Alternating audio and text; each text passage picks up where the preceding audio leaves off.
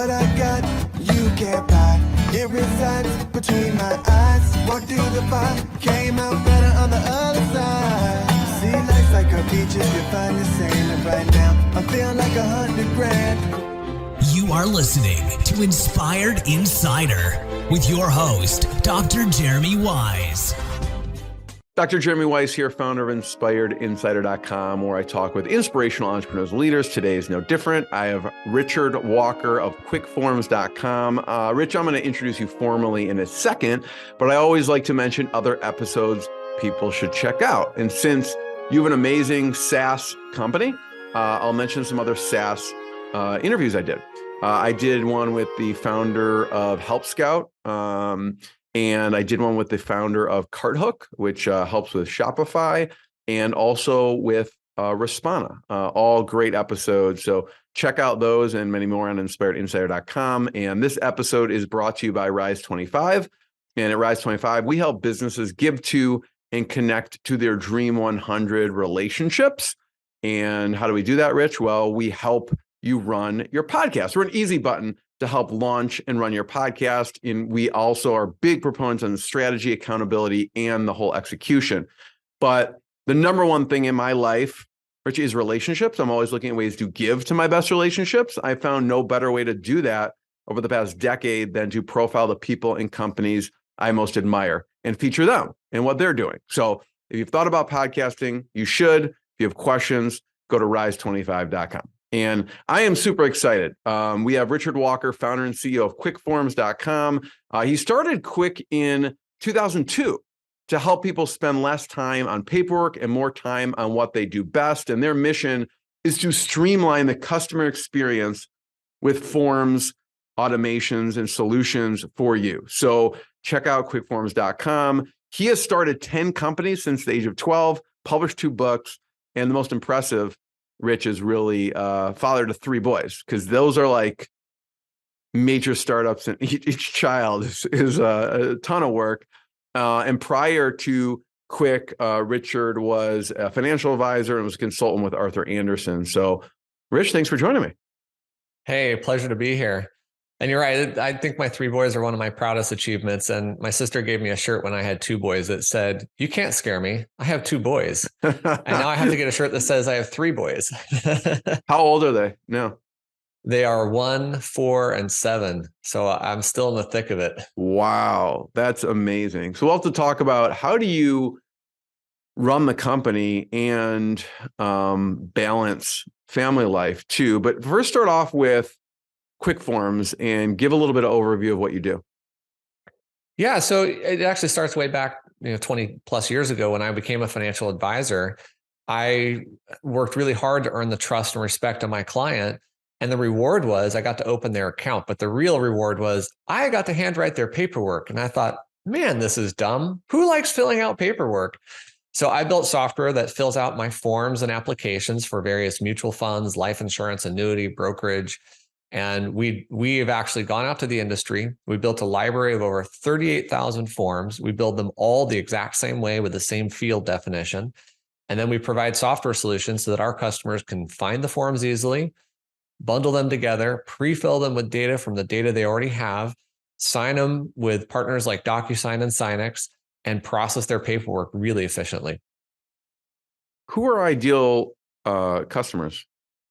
That's a great question. We see a lot of different types of forms automation out there. If you're building a website, you go to forms.com or Wufoo or things like that. But where we shine is when customers have static, repetitive forms. So think paper-based forms that they cannot change the content, whether that's because they get them from third parties like US government, or they design them themselves for legal and compliance, yet they still need to be able to automate the filling of them, the processing, the validation, et cetera. So we work best when people have 10 or more forms and they're repetitive in nature. And just put a finer point on it, we can do any form in the world, but we tend to attract customers that are trying to automate their revenue generating activities. So let's talk about a few examples, because I know I can see this applying to wealth management, financial, law firms. Let's just take each of those for a second. And what would be an example of a use case? So like wealth management and financial, What are some use cases you've seen? Yeah, actually, one of the hottest segments of our market right now is the RIA space, registered investment advisor. And if you're not in the wealth management space, you'd probably recognize names like Charles Schwab or TD Ameritrade or Fidelity Investments. And these firms are custodians where a registered investment advisor will custody the assets of their clients. So the advisor is providing advice. They're putting the assets with somebody like Schwab. And guess what has to happen? They have to fill out paperwork to make all that, transfer the assets, open the accounts, et cetera. So what happens is an advisor who's working with lots of clients, the average advisor has 100 clients, 350 accounts or so. They're generating a lot of different types of forms over the cycle of a year. And they have a challenge to keep up with that paperwork. Not only do they have to fill it out, but they have to have the correct version of the document at all times. And while companies like Schwab are very tech advanced and they're providing a lot of solutions, it's not always enough. And so a company like mine can step in and help fulfill some of the gaps in the paperwork process. So that's the example of the RIA. What about some other spaces? Yeah, we have a customer that's in healthcare. If you went to the hospital and you got transferred over to another hospital, for example, they have a kiosk that they use with forms from our system to fill out the data coming from the ER to, say, an acute recovery center.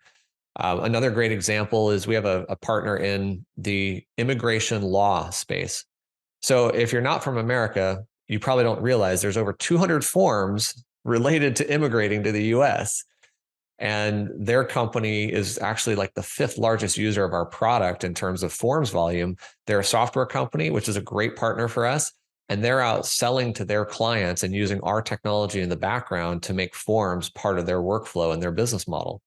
So that to us is like the ideal type of partnership that helps us move into more industries, which is one of our goals. We'll talk about partners for a second, but I know, which I can speak from personal experience, and I hate to say this, but like I've had vendors send me a PDF to fill out, and I just didn't work with that company because it was so cumbersome. I'm like, forget it. I gave up. So I totally get the pain point, and the pain point of someone using yours. I probably am like, oh, this is super easy. I had to like download it, then I had to fill it. It's just a pain in the butt, So I get it. And we make that so much easier. My complaint about a PDF, well, and PDF's a powerful tool, obviously, but my complaint is if it's on a computer, if you don't have an Adobe Acrobat paid product, you can't save it. And even on a Mac or an iPad, which is super popular these days, you can't even fill it out without another tool. So when you tell a customer, hey, you've got to go get a tool in order to do business with us on our website, that's just counterintuitive to a good experience, right? Yeah. And one of the things we enable our customers to do is put an HTML-based form that looks and feels like their actual document out on their website, free, no software to use other than your web browser. Fill it out, sign it, submit it, print it if you want to keep a copy, all those things. I just don't know why Adobe didn't do this a long time ago. They should have. I mean, that's exactly when I talked about your mission of streamlining the customer experience. That's exactly what turned me away from this particular company by sending me a PDF. Like, you're making me do more. I just want to make it easy for me, to do business with you, Yeah, you didn't want to, let's see, save it, reattach it or print it, scan it. Come on, right? I don't even like using a print. I mean, I don't even like using a printer. I should be able to fill it out online, in my opinion, right? And that's what you help people do. So I want to talk about 2 topics. One, partners, and then you mentioned the customer experience, right? So talk a little bit about how you think about the customer experience, because it kind of led you to forming this company. Oh, it absolutely did. I hated filling out forms. And in 2001, I'm thinking, it's the year 2001, people. Why are we doing this? And, ironically, before I worked at Arthur Andersen, I was actually in financial services. I worked at John Hancock. I worked at Payne Weber and Transamerica. And I learned that the financial industry is just always behind on technology. So it wasn't that big a surprise to me when that happened. But yeah, I mean, look, I think I'm inherently lazy. I want a computer to do the work for me. And when I can make it do that work, I'll have it do it. And I think that plays into the customer experience. Customers have become accustomed now to electronic signature. You do it at the grocery store. They're accustomed to scanning, complex barcodes. They watch UPS do it all the time. And that required no collection of data by the UPS driver. It doesn't have to ask for anything. It's just like scan a code, let's go. We're used to a lot of automation as consumers these days. So why is it you go through all of the stress and pain of trying to figure out your financial situation? Like doing life insurance is a pretty tricky thing because you're talking about your death, and people don't like talking about death. And you get to a buying decision. You're like, yes, I'm ready to buy this life insurance contract that you're recommending. And then the agent says, okay, here's 75 pages to fill out. Like, what? And Jeremy, I'm sure you've bought a house. You probably feel the same. You're in love with the house. You're so excited. And what's the last step? A ream of paper that you have to go through for 2 hours. Do you help real estate? That's exact. I mean, that was a conversation I had. I remember signing the paper. I go, you just killed like 1,000 trees. Like, do you not have a digital way of doing this? Do you tend to help any like title companies or real estate companies, or not yet? No, it's a complex question because number one, in order for us to take our software and make it valuable, we have to have the forms that you want. And so to go into real estate, think about how many different mortgage, title, escrow, and states there are, how many forms we'd have to collect just to enter that space. And second, there's already a competitor in that space, and they have a pretty good barrier to entry. And I have the exact same barrier to entry in financial services. Nobody's going to go build a 38,000 form library just to start competing with us. So no, I would be happy to work with Bank of America on their internal forms or any company like that, but that hasn't been the case yet. Yeah, you're busy enough with the wealth management, financial, and the law space. It sounds like, for sure. Yeah. But I'm sure, like, I talk about. Is there a temptation? Do you get those temptations? Because I'm sure you get inquiries all the time. Like, can you help me? Right? And how do you decide? When have you decided to, yes, we can do this, or no? You know what? Like in the case of the real estate, we're not going to go there. So I make a pretty clear distinction. And I think one thing that helps play this out is think about Netflix as an example. I think most people view Netflix as an incredible library of videos, TV shows, movies, et cetera, that you can watch, right? I don't think about it that way. I think of it as an incredible technology platform that happens to have the content I want to watch. But what it means to you is if you want to watch Game of Thrones, which is an HBO show, you're not going to find it on Netflix. And that renders the Netflix technology worthless to you for that show, right? So in a way, our technology is only as good as the library of forms that we offer, which is why we built such a great name in the wealth management space. However, unlike Netflix, we offer our technology regardless of the library. In other words, if you're General Motors, if you're Kraft Foods, if you're XYZ company, and you have a library of forms to give us the library, we will build it custom for you, private to you, and our technology works beautifully. We actually have a strategy going into this coming next 6 to 12 months to retool our interface of our software, just tweak it enough to be more open to other industries because, hey, a form is a form. Already with current clients in wealth management, we will do their HR forms. It doesn't matter to us. A form is a form. We can make it work. But generally speaking, people know us in the wealth management space, which is why most of our business is there. Talk about some of the new features you are thinking of coming out with now or in the future. Yeah, one of the key things that people deal with forms is they often have to fill out more than one at a time.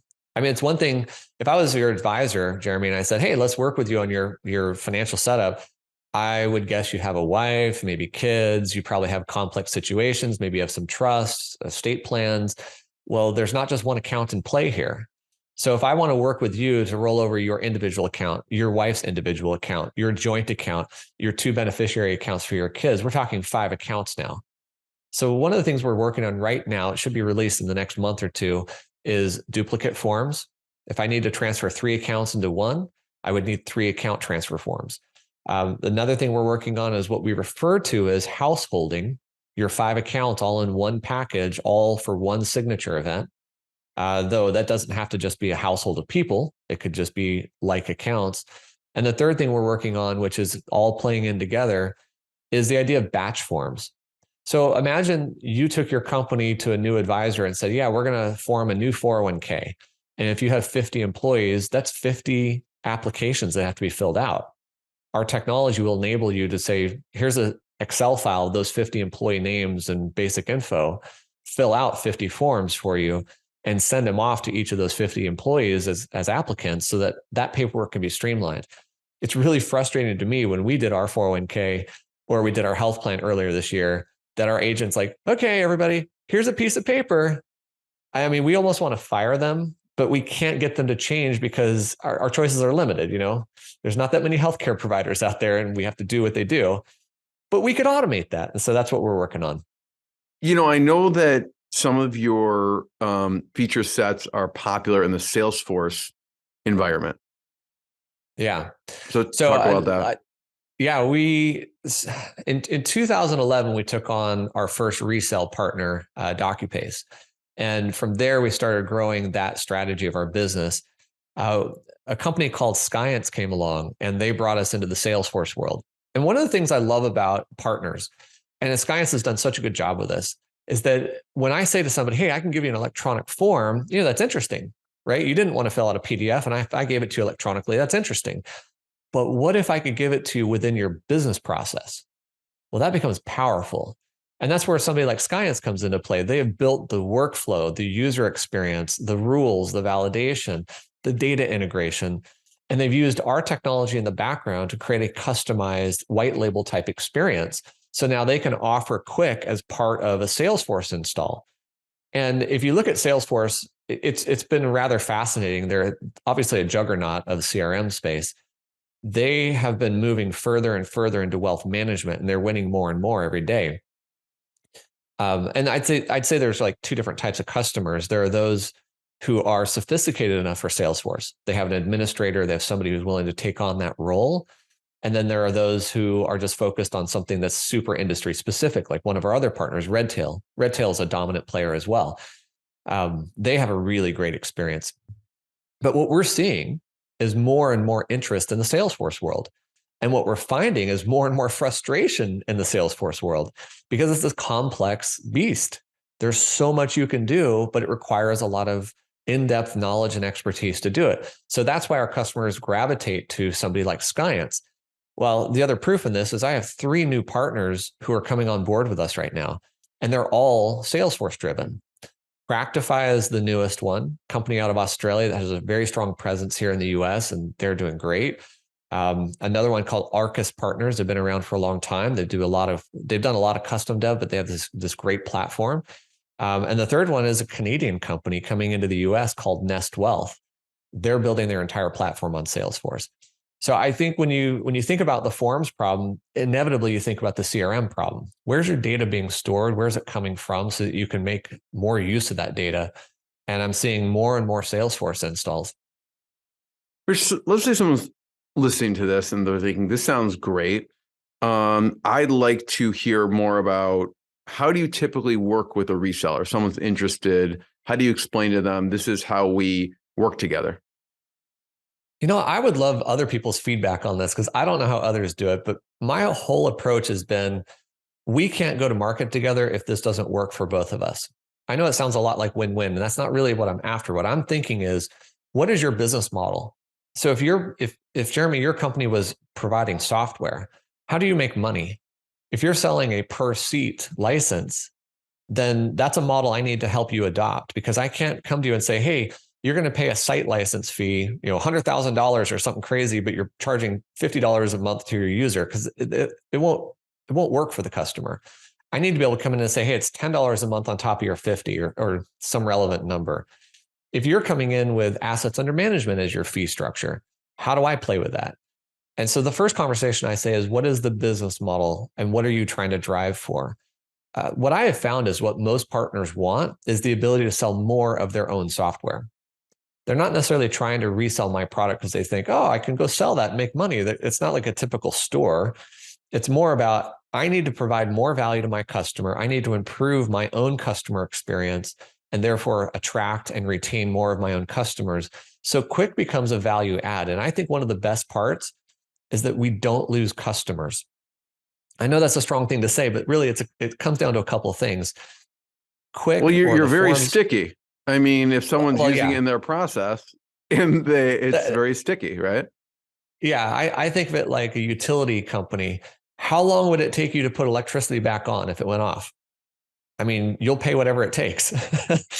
And that's the same thing with forms. Once you come off paper and you have a process that works, you won't leave it. And second, you're right. If you make the investment in a new CRM or a new workflow and process where forms are involved, typically you're going to live with that for the next 3, 5, or 7 years before you think about changing it.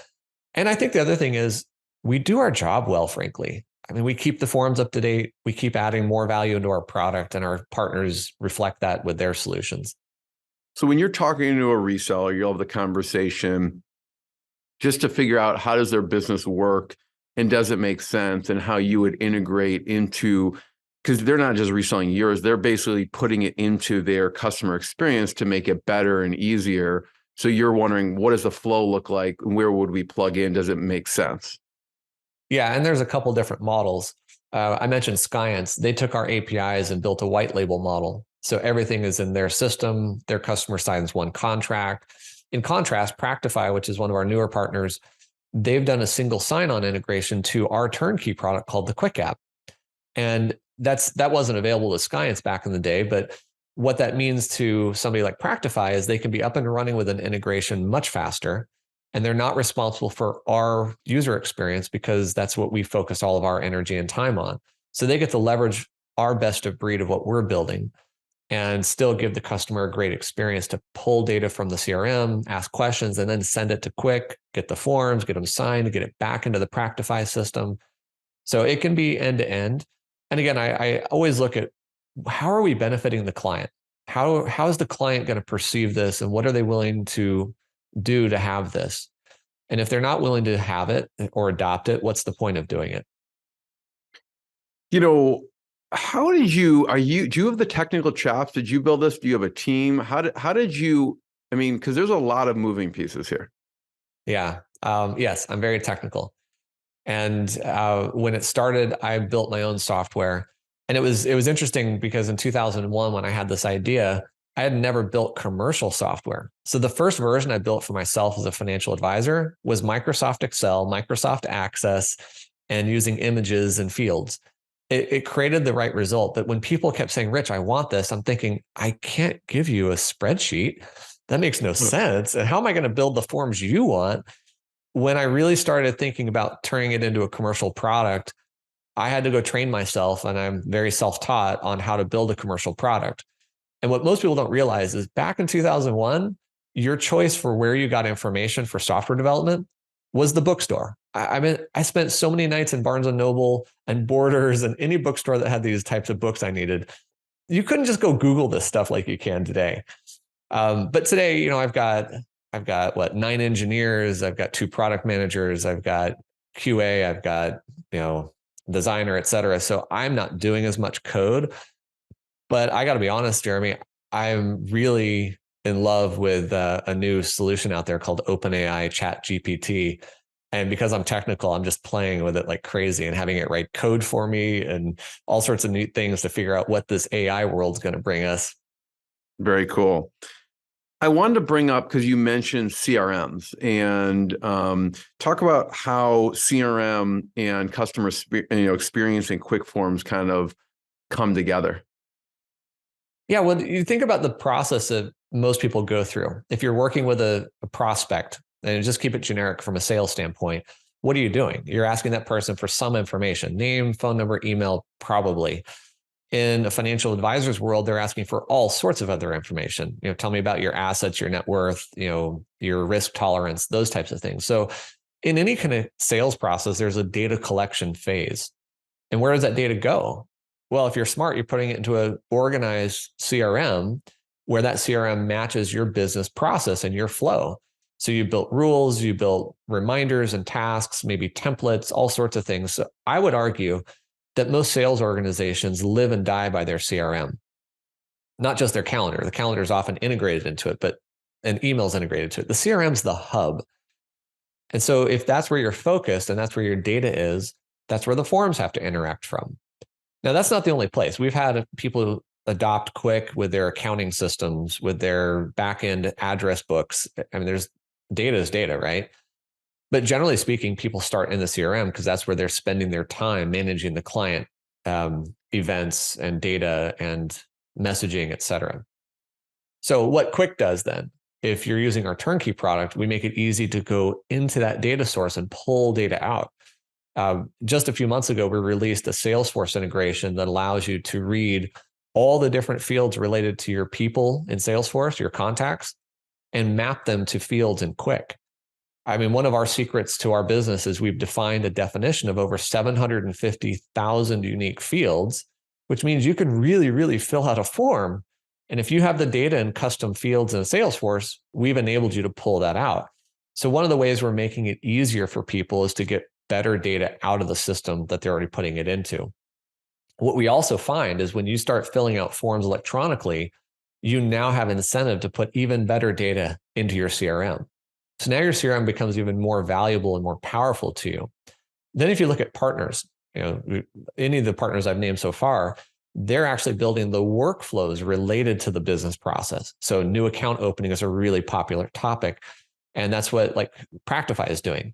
They're asking questions about what you want to do to open the account, collecting that data into their CRM, and then using Quick to fill out the forms.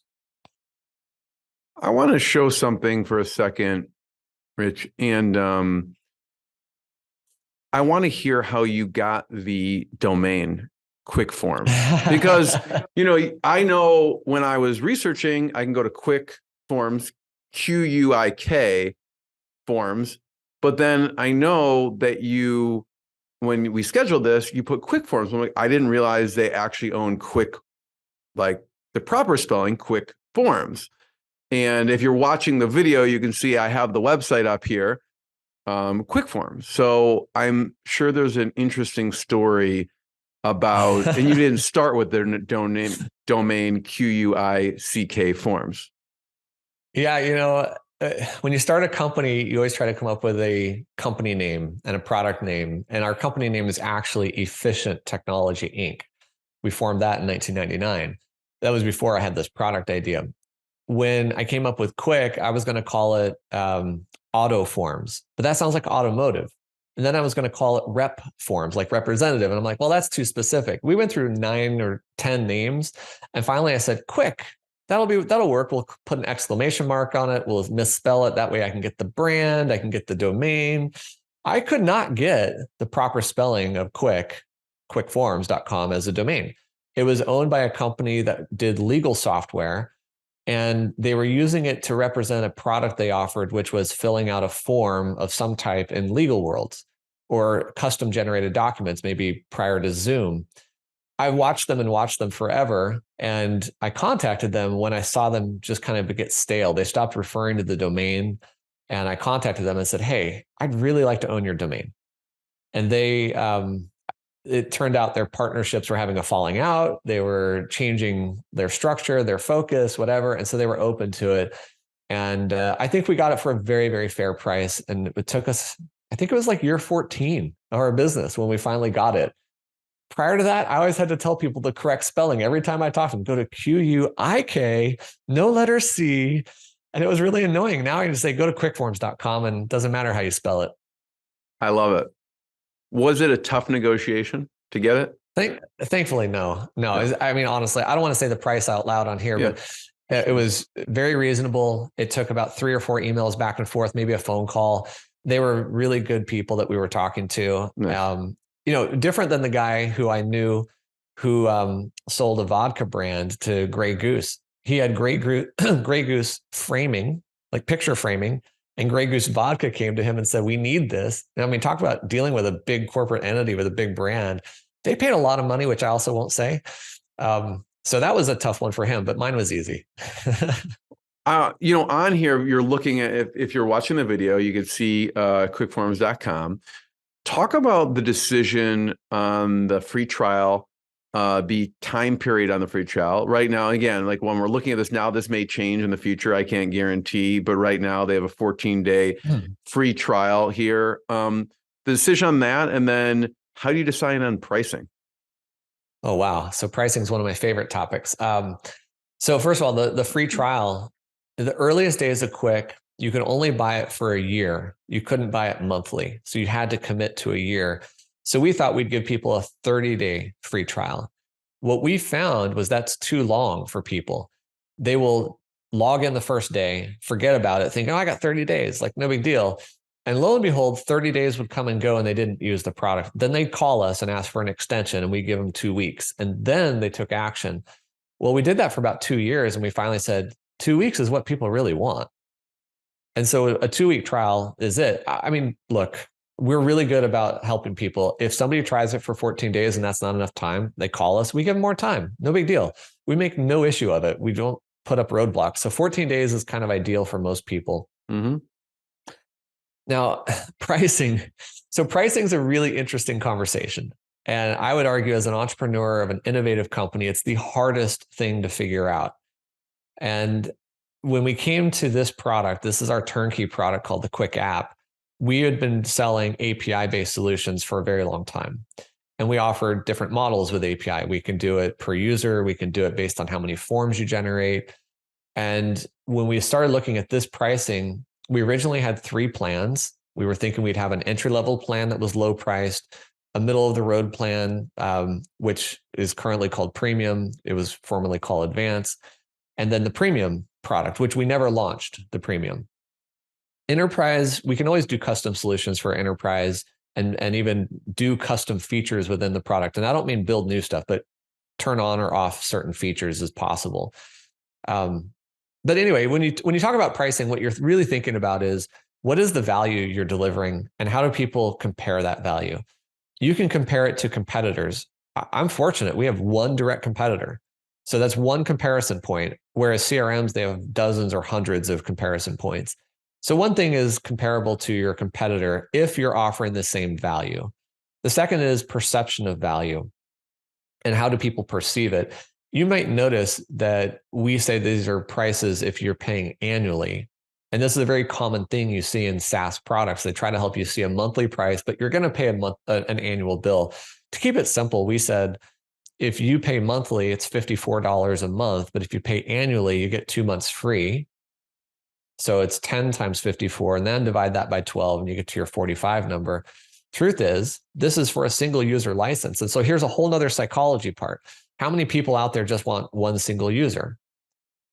And so, and there are some out there, but most people want multiple users. So we immediately discount that at volume. And enterprise, the same thing. It's all volume based. But I think pricing is really tough because you have to try to understand what people are willing to pay and what they're willing to pay for. We modeled the company Slack as well as Netflix and about a dozen others that I can't remember the names of because they were on different websites. One of the things we liked about Slack, and I don't know if you know the Slack story, they went from 0 to 100 million users in 1 year. Like they were the fastest growing SaaS company in the world from what I've understood. One of the things they did exceptionally well is they are very clear on what you're going to pay for. So you can have a free version. This is how I remember signing up. You could get a free version that would not record more than 10,000 messages in your chats. But if you wanted more than that, you pay. Oh man, as soon as you've used it for a few months with your team and you hit that 10,000 threshold and you realize the value. You go back to look at something and you can't find it because it's not in. Yeah, exactly. So one of our key differentiators between our two products, the Essential and the Premium, is e-signature. If you want to e-sign and you want to use DocuSign or Signix, you need the Premium product. We try to make that really, really clear so you assess value. We also offer the $25 a month product because if you're a small advisor firm, maybe a startup, maybe you've been in it for a few years, this may be good enough for you. We want to offer a really easy way to get into this that's affordable. How do you see it, Jeremy? I mean, you probably talked to dozens of companies about their pricing. No, it's tough. I mean, I think you hit it on the head, which is, what's the value you provide, right? And the perception of value as well. And then what's the market look like, right? Because if someone, even if the value is whatever it is, and there's other quote unquote competitors, there's always going to be better feature sets and things like that. But if someone's charging $5 a month and someone's charging $1,000 a month, there's going to be a discrepancy there.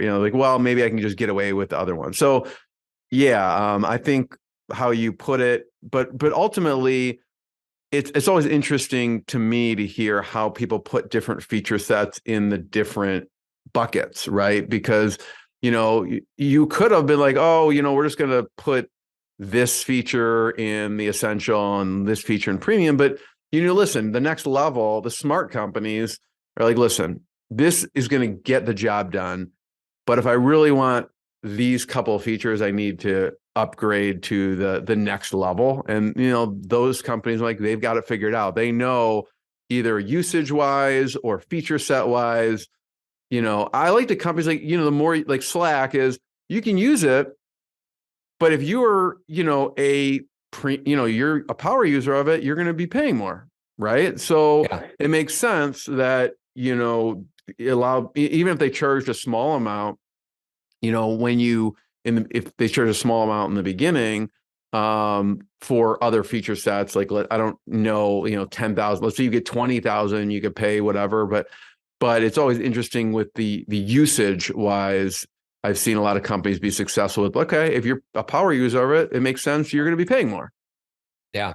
One of the things that I've learned in the sales process is that when people say no to your price, they probably don't understand the value of your product, or they don't get the value. They don't need the value. And it's really fascinating talking to various customers when they talk about some of our partners. They'll say, we really like what they offer, but they do about 10 things more than we need them to do, and we're not willing to pay for that. Yeah. And that makes sense. So how do you lay that out in terms of product and features and functionality? Yeah. And we tried to just model what the best SaaS companies are doing out there in terms of layout and like just UI, when I look at this, what makes me think of is like, the way I would talk about this and sell this to someone is like saving time, which is their dollar money. So I'm wondering, have you thought about putting, this, it's hard to say per person, but like this would probably save like an advisor 6 hours a month or whatever it is. And like, that's like you were saying, talking about the value, if their time is worth whatever, $100 an hour, whatever it's worth, I don't know.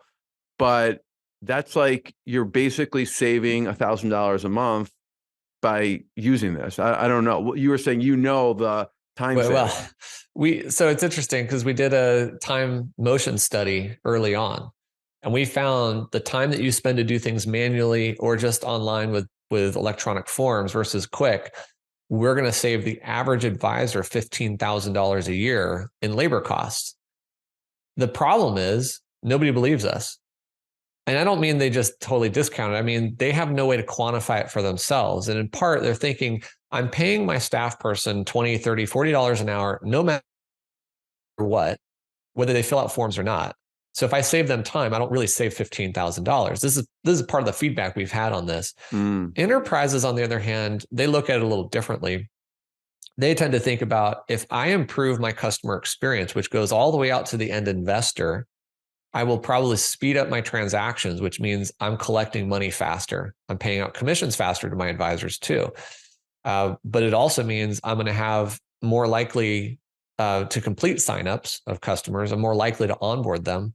Like DocuSign, a long time ago, they did a study and they found that if you don't sign a document within 24 hours of signing, of receiving it, there's a 75% chance you'll never sign. And within 3 days, a 96% chance. Well, I don't have the exact same data for opening an account, but I'll bet you if your advisor gave you the paperwork and you couldn't do it in 1 day, probably still a 75% chance you won't do it. And I think enterprises understand this. Gartner Group, Microsoft, other companies who've studied how people work, they realize that the companies who focus on a great customer experience are the ones that are actually driving the revenue of their business. I have one last question for you, Richard. First of all, thank you. Thanks for sharing your expertise, your knowledge, and some things that you've worked on for over the past couple of decades. I'm curious your favorite softwares. I can see you geek out on softwares. And two of my favorites are Text Expander and SaneBox. It reminded me because that conversation they will send me a monthly email and say, and again, I don't know how accurate it is or whatever, but they'll say, you saved, 52 hours this month by using SaneBox. And whether it's true or not or whatever, it makes me feel good about my purchase every month. And same text expander, same thing. It's one of those, you have a short code you could type in, I make a lot of introductions.